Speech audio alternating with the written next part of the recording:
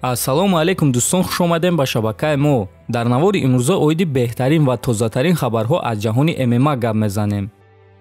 чемпиони пешинаи UFC дар ду вазн Конор Макгрегор гуфт ки омодагии ӯ барои сеюм муҳориба бар зидди Дастин Порье чӣ гуна гузашта истодааст ва ҳамчунин Макгрегор гуфт ки аз ин муҳориба чӣ интизор аст. биён суханҳои ӯро гӯш мекунем. ман хеле сахт тамрин карда истодаам. дар як рӯз ками кам 2 маротиба тамрин мекунам ва аллакай дар формаи хуб қарор дорам. ман Дастинро соли 2014 шикаст дода будам, аммо дар реванш мағлуб шудам. барои ҳамин мо сеюм маротиба вомехӯрем. ман бояд дар тактикаи худ каме тағйирот даронам ва баъд ҳамааш хуб мешавад. гуфтам метавонам ки ба худ боварӣ дорам. омода шуда истодам ва шубҳа надорам ки ба ҳадафи худ мерасам. рӯзи 10 июл ман баромади беҳтарин нишон медиҳам. метавонед ба ин чиз бовар кунед. рӯзи муҳориба ман ҳамаи корро беҳтарин ба анҷом мерасонам. мо нақшаи онҳоро омӯхтем ва медонем ки чӣ гуна нақшаи онҳоро барбод диҳем. онҳо бозии тактикӣ гузарондан мехоҳанд. шуд, ягон проблема нест. шумо ҷонварро бедор кардед, ҷонваре ки бо худ қувваи хеле зиёд меорад. вақти дуокунӣ расидааст, гуфтааст Макгрегор. хотиррасон мекунем ки сеюм муҳорибаи Конор Макгрегор ва Дастин Порье рӯзи 10 июл дар турнири UFC 264 баргузор мегардад ва муҳорибаи асосии турнир хоҳад шуд. дӯстон, ба фикри шумо дар сеюм муҳориба ки ғалаба ба даст оварда метавонад? метавонед фикротонро нависед. мо боша мегзарем ба дигар хабарҳо. шаби гузашта Рамзан Кадыров дар саволи Хабиб ба қувват аст ё Ҳамзат Чимаев ҷавоб дод ва ҳамчунин дар саволи муҳорибаи ӯ бар зидди Нурмагомедов фикроша гуфт. биён суханҳои Рамзанро гӯш мекунем. бо Хабиб дар қафас муҳориба мегзарондум ё не? ҷавоб ман не. Хабиб чемпион аст ку. вазнҳои мо гуногунанд. ӯ ҳозир ба тиҷорат машғул аст. карьерашро ба анҷом расонд. аммо бошем ба корҳои хонаи худ машғулам. бигзор ки варзигаро ба қафас бароянд.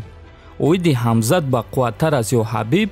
фикр мекунам ки ҳозир Чимаев ба қувваттар аст, чунки Хабиб аз варзиш рафт. дар вақти худ Нурмагомедов беҳтарин буд ва ӯ ин чизро дар қафас нишон дод. Хабиб ба ҳадафҳои худ расид ва аз варзиш рафт. акнун ӯ ба варзигарони ҷавон кӯмак карда истодааст. ӯ лигаи худро дорад ва ба тиҷорат машғул аст, гуфтааст Кадиров. хотиррасон мекунем ки Ҳамзат Чимаев айни замон дар Амрико қарор дорад ва ӯ барои муҳориба омода шуда истодааст. аз рӯи хабарҳо Ҳамзат бояд ки ба қафас моҳи август барояд. бар зидди ки ҳозирашда маълум нест.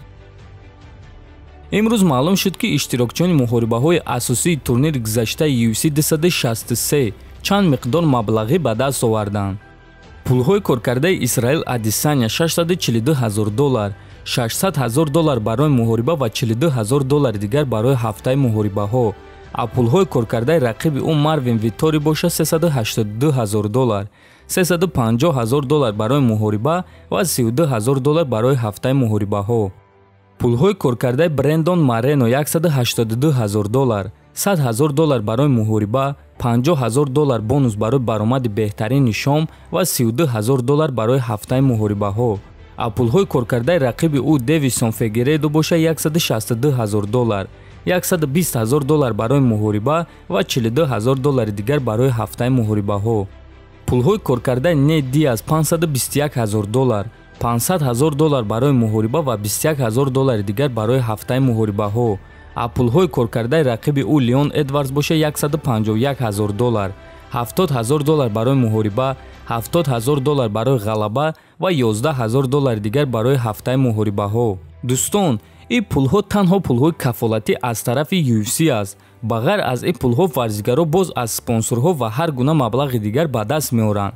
аз ҷангварони муҳорибаҳои асосӣ боша боз аз фурӯши чиптаҳо, яъне аз намоиши пулӣ боз фоиз мегиранд. барои ҳамин ин маблағ танҳо маблағи кафолатии онҳост. ҳамчунин бисёре аз шумо савол медиҳед ки барои чӣ масалан Нед Диаз мағлуб шуд, не ки аз рақибаш дида зиёдтар пул кор кард. сабаб дар чист? сабаб дӯстон дар шартнома. ҳар як ҷангвар ҳар гуна шартнома дорад ва сабаби дуюм бошад дар машҳур будан. UFC муҳорибаҳои Конор, Нед Диаз ва Хабиб Нурмагомедовро хуб фурӯхта метавонад. барои ҳамин ба онҳо маблағи зиёдтар медиҳад. умедворам ки дар саволҳои мехостагитон ҷавоб додем. дар канал обуна шавед то боздид хонободу сарбаланд бошед.